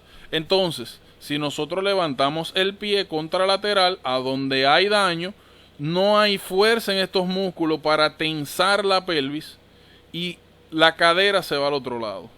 Eso se llama signo de Trendelenburg. Voy a decir que es síndrome. Eso es importantísimo. La caída siempre es cuando se levanta el pie contralateral al área donde hay daño. Y tienen que saber que es por daño al nervio glúteo superior. Miren, hay una pregunta clásica también que es Superior Gluteal Nerve. Miren qué interesante. Vamos a ver si encontramos esto. Miren aquí. Hay una ¿De dónde pregunta sale el clásica. ciático? ¿Cómo? ¿De dónde sale el ciático? Yolano, con relación a eso también que tú estabas mencionando, que, Aquí. Ajá. Dímelo. ajá, que ahí siempre ponen un caso clínico. Ahí en el libro dice como de iatrogenic injury during intramuscular injection, superomedialmente, por eso es que se inyecta superolateral. A veces también un ejemplo, si hay una persona en un accidente de tránsito en la que tú tienes con los pies subidos arriba, que la cadera se te va para atrás, la cabeza del... Ah, tú dices esto, que se va para adentro, para arriba. Ajá. Ajá, se te va para atrás, va a también tener un tipo de lesión, entonces vas a tener, cuando también hacen una arthroplasty de la cadera, todo ese tipo de lesiones, sale ahí. La verdad, O sea que sí. las relaciones, yo voy a ver si la mando pregunta. Por favor. Miren acá. Yo estoy dividiendo la nalguita por, o sea, la región glútea por cuadrantes. Miren, hay una pregunta clásica que es la siguiente. O sea, la pregunta clásica de Steph es la siguiente. Ustedes saben que donde se supone que tienen que ponerse las inyecciones en la región glútea es en el cuadrante superior externo. Como ustedes ven, es el cuadrante donde hay músculo. Aquí lo que hay es hueso. El que es más seguro. Y donde se supone que si usted se va lo suficientemente externo, no hay riesgo de pegarle algún nervio. Ahora, ¿qué usted tiene que saber aquí? Que en el cuadrante, oigan bien, este es cuadrante superior y externo. Y este es superior interno o medial. Si a ustedes le hablan de que a un paciente que le pusieron una penicilina o algo inyectado en la nalga y que después de eso comenzó a presentar marcha de Trendelenburg o signo de Trendelenburg, ya ustedes saben que el pinchazo se lo dieron en la región supero medial o supero interna, aquí, porque por ahí es donde pasa ese nervio. Por otro lado, un poquito más adelante vamos a hablar del nervio ciático y vamos a hablar del territorio de inervación del nervio ciático. Si hay afectación del nervio ciático posterior a una inyección, significa que la inyección se la dieron en la región inferior y medial. Eso es importantísimo. Ustedes tienen que Un saber abuso que qué te nervio, inyecté. literal, Dios mío. cojo por una inyección. Eso es importante por lo siguiente, miren, cuando usted afecta a este nervio, usted desarrolla problemas de marcha. Cuando usted afecta a este nervio, al ciático, también desarrolla problemas de marcha. Son marchas totalmente diferentes, pero no se sorprendan si a ustedes le dicen que después de la inyección, que el paciente no ha podido caminar bien, no le dicen la marcha, no le presentan imágenes, le ponen video de Trendelenburg, nada, sencillamente le dicen problemas de marcha, y lo que le dicen es que a la inspección se dieron cuenta de que quien le puso la inyección, que fue un estudiante de enfermería o un estudiante de medicina, y que se ve el pinchazo en el cuadrante superior interno. Te preguntan cuál el nervio fue afectado, o te preguntan qué tipo de marcha debería estar presentando el paciente. Entonces, las regiones anatómicas glúteas son importantes cuando se trata de daños nerviosos y atrogénicos, sobre todo por jeringa, por inyecciones. Eso es importantísimo. Eso es importante.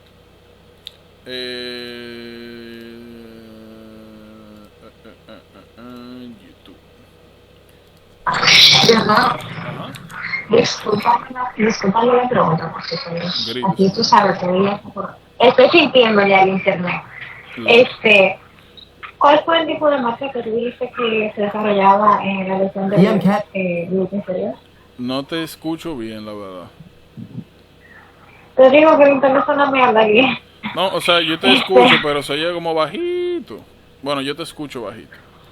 Vamos a ver, sí, está. Ok, Ok, ¿cuál fue el tipo de marcha que tú dijiste que se desarrolla en la lesión del glúteo inferior? ¿Del glúteo? Inferior. O sea, cuando tú tienes daño de... Ah, no, de eso no hemos... O sea, yo no he mencionado daño del nervio inferior, solamente del superior. Cuando tú tienes daño del glúteo... Del nervio glúteo inferior, no hay, de hecho, no hay mucho problema con la marcha. El problema es... Problema con abducción de la... Problema con abducción de del hip. Porque se inerva al glúteo mayor. Y lo que hace el glúteos máximos es que separa la pierna. Miren acá. El glúteo máximo lo que hace es... El punto fijo es acá. Cuando se contrae, jala la pierna hacia afuera. O sea, la lleva hacia afuera y hacia atrás. Entonces, cuando tenemos daño del nervio glúteo inferior, podemos tener trastorno de marcha, pero lo principal es eso, de... levantándote como de una silla, subiendo una escalera, más sensor. Exactamente. Cuando tú tienes que rely en el hip, pero no para estabilidad, sino para fuerza. Para levantarte, que tienes que utilizar la mano. Cuando ve gimnasio. Yo le mandé una pregunta del Rise Superior. Míralo ahí. La mandé ahí en la pregunta. Cuando uno hace sentadilla. Por favor. Miren, tren del hamburguesa. That is hard in the MCAT. Normal, ¿verdad? Miren, eso es lo que hablamos. Vamos a ver si aparece. Bueno, parece que lo único que vamos a obtener es esta marchita. Se lo digo porque a veces le ponen videos. En UWorld y en los NVMe no aparece mucho eso, pero yo creo que yo les mandé una foto a ustedes de que a veces le ponen videos en el examen o le ponen una pregunta de cardio y le ponen los focos de ocultación. Usted le da clic a los focos y van presentando los diferentes hallazgos.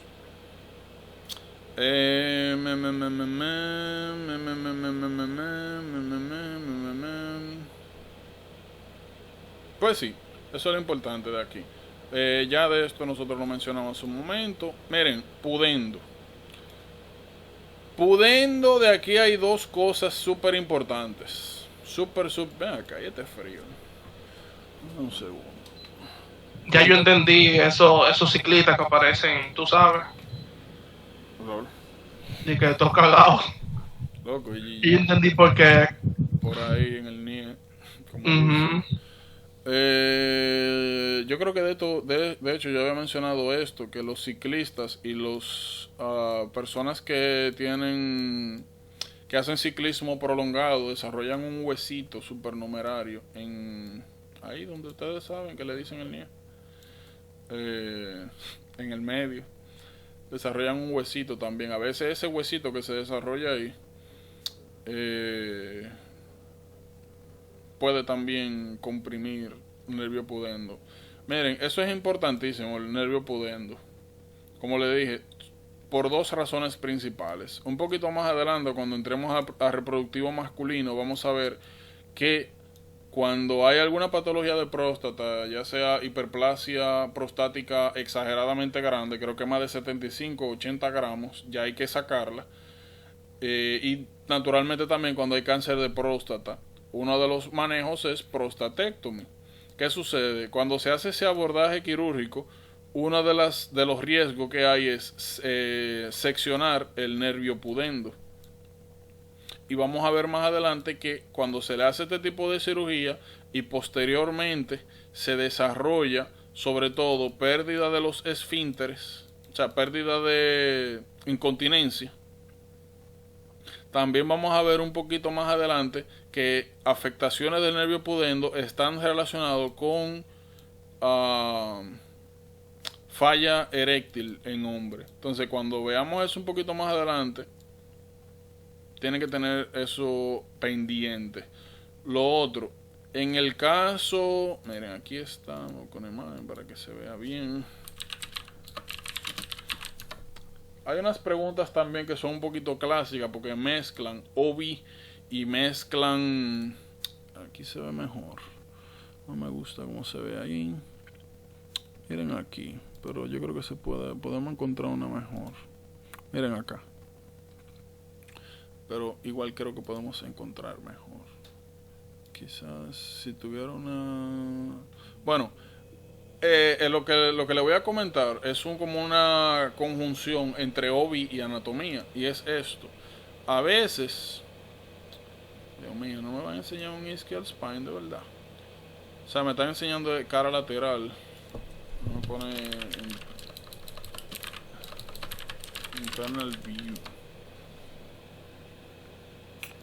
Bueno, se ve un poquito mejor, pero como quiera. Ischial spine, mírenla aquí. Ischial spine. Miren, ischial spine, de hecho, aquí, rama isquia. Miren, ese landmark es muy importante, sobre todo en OB, porque a veces, cuando la mujer tiene un parto y hay algún tipo de laceración y hay que hacer reparación intravaginal, el anestesiólogo o quien esté dando la anestesia se supone que tiene que entrar el dedo dentro de la vagina, buscar el ischial spine y utilizar eso como landmark para dar anestesia. Ese landmark suelen preguntarlo bastante, sobre todo, como le dije, cuando hay un parto complicado o que el niño es macrosómico. Mira, aquí se ve mucho mejor. Los ischial spine se sienten por dentro de la vagina. Entonces se busca y a partir de ahí, como le dije, se utiliza de landmark para darle bloqueo. Se puede utilizar, como mencioné anteriormente, regularmente las preguntas que van a ver cuando hay algún tipo de ¿cómo se llama esto? ¿Cómo se llama? Dios mío, se me fue la palabra. Cuando hay el tipo de rasgamiento, de... ¿Episiotomía? No, porque ese es posterior. La episiotomía es posterior. Esto es regularmente anterior, medial y si acaso un poquito posterior, pero ya es dentro de la vagina. Cuando hay desgarro, esa es la palabra, cuando hay desgarros internos, aunque también se puede utilizar para cuando hay que hacer un bloqueo rápido y no se puede, por alguna razón, ya sea por lo rápido del procedimiento o porque hay alguna contraindicación o no existan los medios necesarios para poner una epidural, también se puede utilizar esto. De aquí sí vamos a hablar un poquito. Entonces, miren, para que algo quede claro, como les mencioné anteriormente, yo sencillamente voy a ir por arriba de todo, diciéndole las cosas que son más importantes, el abordaje y las cositas que me parece que requieren explicación. Como les mencioné, si ustedes cuando revisen o lo que sea, o usted cuando leyó se encontró algo incómodo, difícil, que no entiende, y yo no lo explico o lo encuentra como le dije después, me avisa para revisarlo. Yo, como le dije, me estoy enfocando en las cosas que yo cuando leí la primera vez no entendí que eran importantes, o cuando las identifiqué, que me salió alguna pregunta, algo así, como que me dieron pereza, me dieron dificultad para entender. Pero fuera de eso, como ustedes han visto, las cosas son súper straightforward. Nuevamente les repito, todas las preguntas de anatomía considérenlas fáciles y puntos regalados. Y por esa misma razón les he dicho ya varias veces, no me descuiden estos temas. Tienen que saber muy bien cuáles son las áreas de movimiento, cuáles son las áreas de inervación. Como les dije, a diferencia de micro y de otros temas que yo le he dicho, se lo he dicho claro, miren, y alguna parte de inmuno, le he dicho, miren, no se preocupen que ustedes van a tener tiempo para eso más adelante. En esa circunstancia, la razón por la cual hice esa observación es porque nosotros vamos a ver más informaciones más adelante que le van a permitir a ustedes anclar esos conocimientos. Que le van a permitir anclar esos conocimientos. Pero en el caso de anatomía, lo que ustedes están viendo aquí es lo que hay y ya. O sea, no hay un día mañana de que, no, más adelante yo voy a ver algo, que voy a conectar. No, no, lo que usted está viendo es lo que es. Entonces desde ahora tienen que hacer el esfuerzo de eso. Fíjense que la organización de la información aquí es muy importante. Cada vez que usted revise uno de estos temas, como le mencioné ahorita en miembro inferior, usted tiene que tener la capacidad de saber cuáles son los movimientos asociados a diferentes nervios y qué usted puede esperar en manifestaciones ya sea motoras y sensitivas cuando hay daños nerviosos, porque eso es lo que ustedes le van a preguntar. Le van a decir, mira, el tigre le pasó esto, o está presentando, o te dicen la parte motora afectada y te preguntan por cuál sería la parte sensitiva.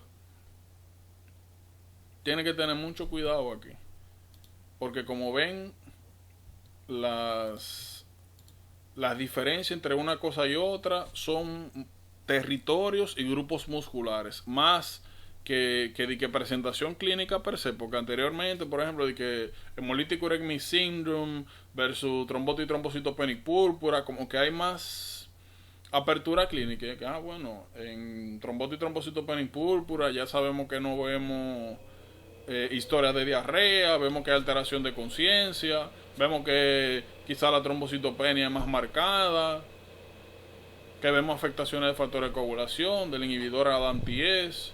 En hemolítico uremic syndrome, ustedes sospechan que el niño tiene la historia de bloody diarrea autolimitada. O sea, en los temas anteriores habían como varios hallazgos que nos permitían a nosotros decir, no mires esto, o mires esto. Aquí es literalmente usted o sabe o no sabe. No hay cupo para más nada. No me descuiden esto. Como le dije, no crean que las cosas que yo les estoy comentando es lo único de este tema. No, todo es importante. Nuevamente yo me enfoco en lo que me dio problemas a mí cuando estudié, lo que vi que era como más difícil, lo que necesita una explicación adicional, y en las cosas que en mi momento fallé porque no identifiqué como, mire, esto es importante, que la pasé por así por arriba, o lo leí y decía, como que sí, y después ya ustedes saben, cogiendo lucha por ahí, poniendo cosas malas. Deberíamos salir bien rápido de estos temas por eso mismo, porque